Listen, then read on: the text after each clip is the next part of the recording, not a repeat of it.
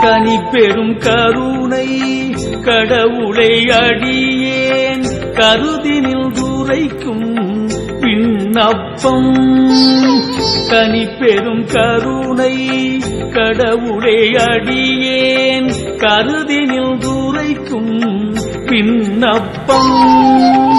இனிப்புறும் நினது திருவுளத்தடைத்தே எனக்கருள் புரிக நீ விரைந்தே.